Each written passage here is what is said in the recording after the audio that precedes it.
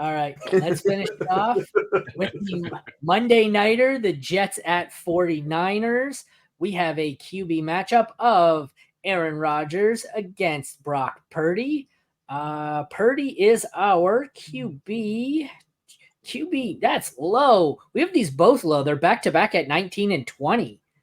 I guess this is a terrible matchup for both, and that's why, but we all really factored in this matchup, eh? I get these are probably the two best defenses in the league, but I expected more like 14 and 15. 19 and 20 is pretty low. It's spicy. Yeah, it'll be a slugfest, I think, plus two of the best running games in the league, two of the best running backs in the league as well.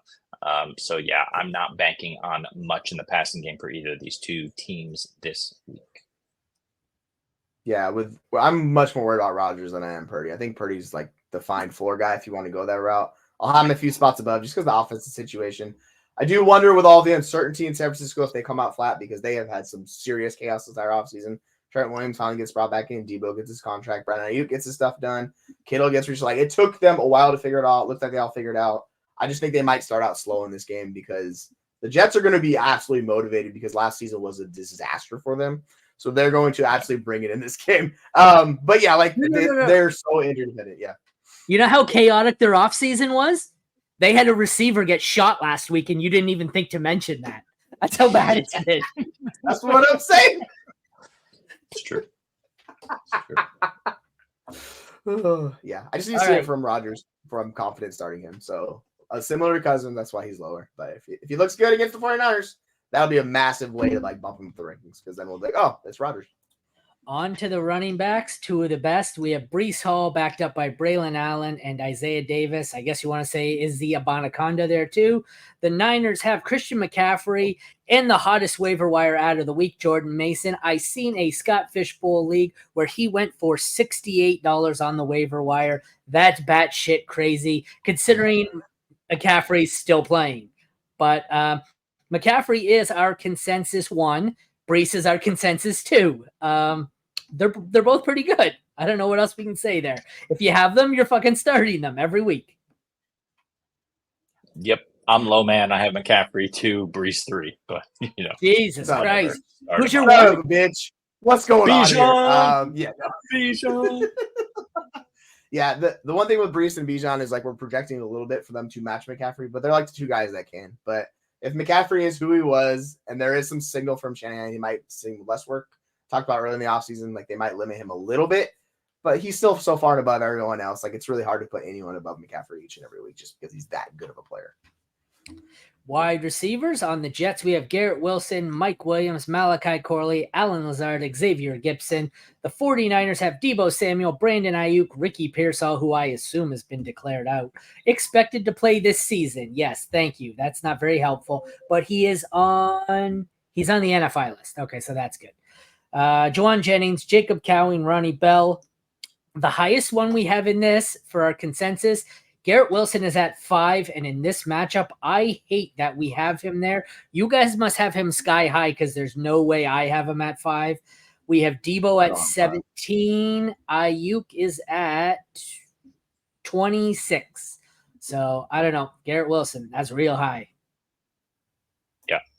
Garrett Wilson, my wide receiver 7. I don't like him that low, but at San Francisco, I mean, look, he's necessary. That's the thing, right? We're not going to see a ton, but of passes from Rodgers, but when we do see them, most of them are going to go towards Garrett Wilson.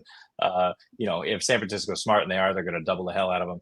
I just think Wilson is an extreme talent. They're going to find ways to work him open. Does he get in the end zone? We'll see. But I'm banking on that at wide receiver 7 this week. Otherwise, Deebo and Ayuk for me, in the lower end of the wide receiver 2 ranks. Again, I just think it's a Christian McCaffrey, perhaps a George Kittle game as well, as they kind of do their best against the best defense in the league, the New York Jets. Yeah, that's the thing with this matchup. If a team has really good corners, like I'm going to push Deebo up higher because it's going to be the zone beating thing. So this is a Deebo week. If I'm going between him and Ayuk, it'll shift between the two of them each and every week. That's the San Francisco thing.